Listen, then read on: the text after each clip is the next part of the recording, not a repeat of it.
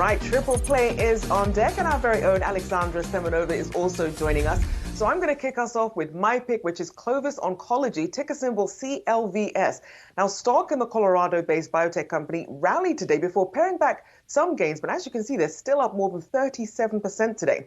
Now, proposals for a 1-for-7 reverse stock split were shot down in a shareholder vote, and along with it, a proposal to issue 4 million new shares. That was approved, but that was contingent on that reverse stock split going through, so that's going nowhere. Now, you have short sellers who are really hoping for those approvals to go through and a subsequent drop in the share price. They were disappointed today. The stock is up about 300% over the past month, and that's thanks in part to a number of things, including positive developments in its ovarian cancer and solid tumor therapies, and also reports of a potential buyout by pharma giant Bristol Myers Squibb. That could also be lifting the share price. And already they have several clinical partnerships together, so perhaps that could be something that would evolve. We'll be keeping an eye on that one.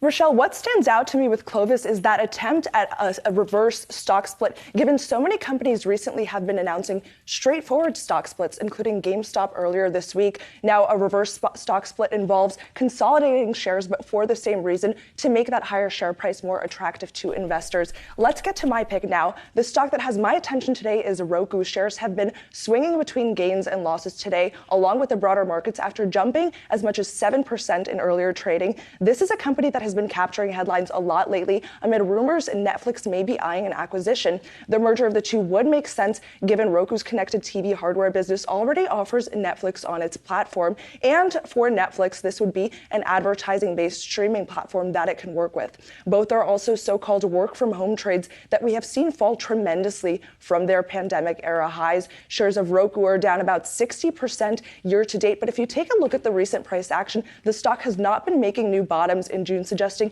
it could be in for some upside. Another reason I'm interested in this one is that Roku is a favorite of ARK Invest Cathie Wood. Roku is the third largest holding in the ARK Innovation ETF, which has been a symbol of the rise and fall of speculative tech trades during the pandemic. Many are now saying that ARK has hit a bottom and could be in for a breakout. Even more interesting, analysts at ARK recently put out a $605 price target on Roku by 2026. This would mark a 550% increase from Roku's current levels. Cathie Wood is obviously known to make very lofty bets, but that will make this an interesting company to follow.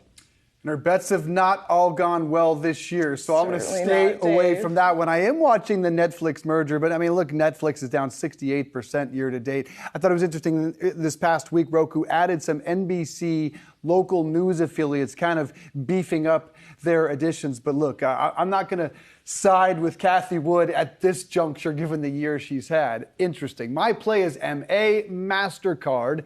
They say they've paused activations with golfers Ian Poulter and Graham McDowell following their decision to join the Saudi-backed LIV Golf Tour. A Mastercard spokesperson telling Sports Business Journal the move was made, quote, recognize the uncertainties around their standing with the PGA Tour.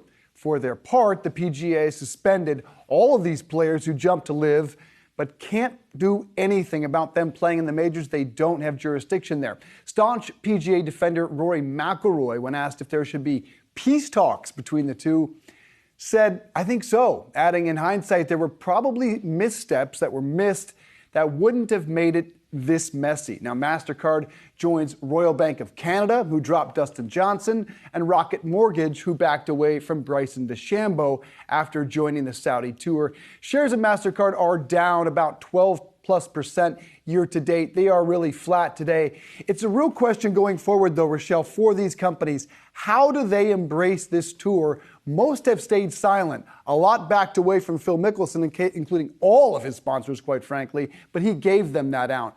Really, it's those three who have stepped away from the tour. I think now that we've endured the initial headline shock, most are going to stay put. I mean, I think so. I mean, they like the paychecks. We'll have to see what that means in terms of the rest of their careers, depending on where they are in their careers. But, I mean, it's a big gamble, and clearly they're willing to take it right now.